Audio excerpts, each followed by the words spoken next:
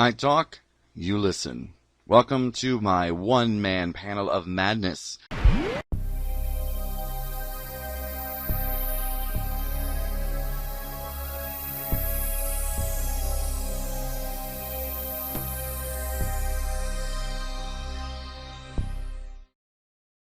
Hey everyone, it's Dr. Jiahu. Hopefully you are still staying sane and safe.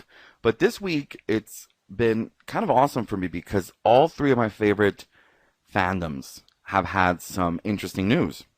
Doctor Who recently released the two brand new covers for the Time Lord Victorious stories.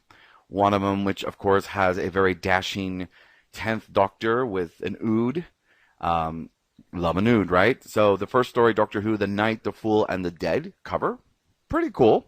And then you also have Doctor Who, All Flesh is Grass. That one is a bit odd for me, but it's cool because it has the 10th Doctor in full Time Lord regalia.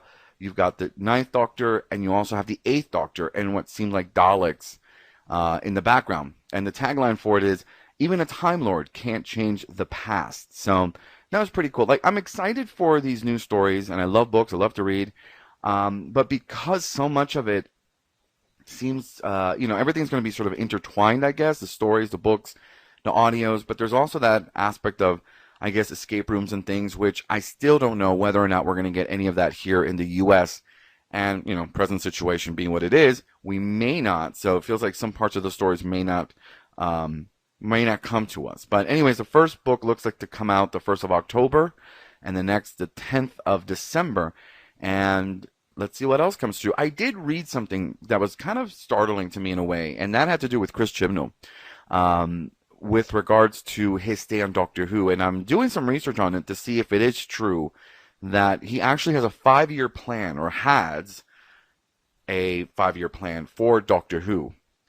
I don't know what that means. I've already expressed that I'm not too fond of Chris Chibnall. I have nothing against Jodie or the 13th Doctor, or some of the stories. They're hit or miss, but last season, series 12, was pretty good.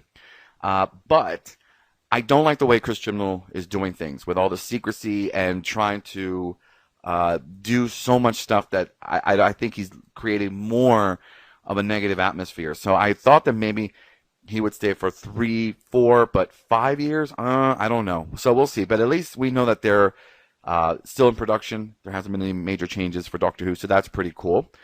Shifting from Doctor Who, though, they announced that Katie Sackhoff from Battlestar Galactica, who plays Starbucks, is going to be in Mandalorian. And I thought that was really cool because I love her.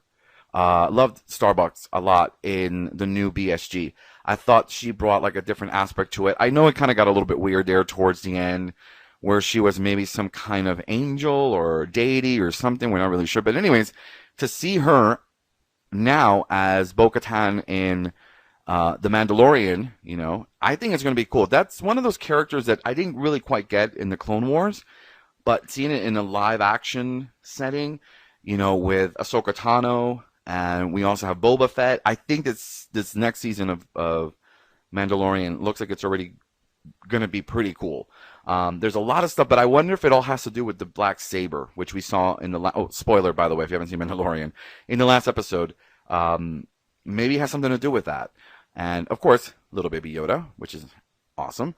And I think Jeremy Oliphant? I forget his name, but I know he was in the Transformer movies, the first 2, I think, at least, and so he's joining the cast as well of Mandalorian. Not really sure what character he's playing yet. I haven't seen that much information, but that's pretty cool because I do like him.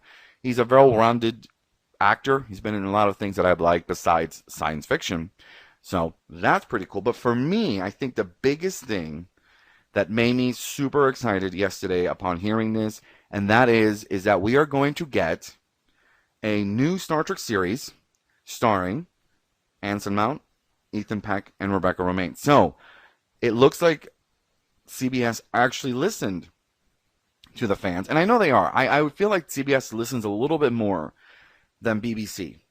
And that's why I'm very excited for this, because we wanted a series with Pike, Number One, and Spock, and we're getting it. Star Trek Strange New Worlds. Like I was going through Facebook yesterday, and nowadays it's just like I don't spend that much time on Facebook, maybe a few minutes a day. And I was scrolling, and I kept seeing photos and videos of Anson Mount, and I'm like, what is this? What's going on? And finally, I got to one of my pages because I'm a member of a Star Trek fan club, and they said it's happening. Star Trek: Strange New Worlds is going to be produced, and it's obviously takes place decades before Kirk, and that it might go back to a more episodic series. So where the other shows were like one long story that kept going episode after episode, this could go back to the original format of Star Trek, which was a new story every week, which I'm really looking forward to that because, I mean, you can have a story arc, right, that starts in the beginning and then we kind of get it at the end, a little bit like what Doctor Who tries to do. But this is cool because I think going back to that, new adventure every week, Captain's Log and all that, is just really exciting. And all the ideas that come to mind, the new theme, will there be a new opening sequence? Will it be similar to what they did, with the original series, with the Enterprise? We're going to see more of the Enterprise. We're going to see Dr. Boyce, who was in the original pilot, The Cage.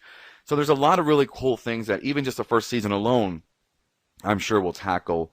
So that's very exciting. I think that's the most excited I've been with Star Trek because, I mean, I love Discovery. I love Picard.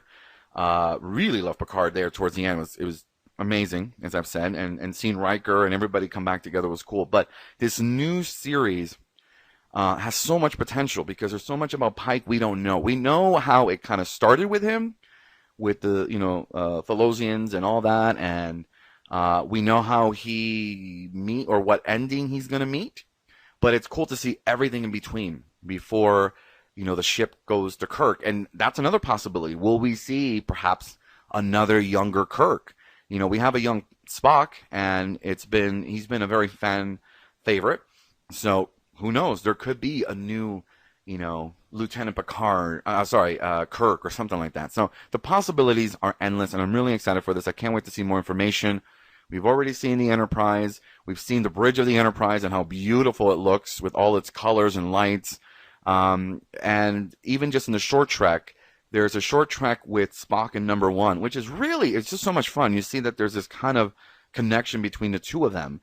They're almost polar opposites. One is more logical. The other one is more hamburgers and ketchup, which is kind of cool. I really like Rebecca Romijn. I've loved her ever since she was in the X-Men movies, the original kind of X-Men movies going way back then. So very excited. So yeah, that was the most exciting stuff I've had this week. And there's a lot more cool stuff happening in my life, which some major changes coming up, and I'll probably talk about that more later. But for right now, stay safe, keep being a geek, read some comic books, and be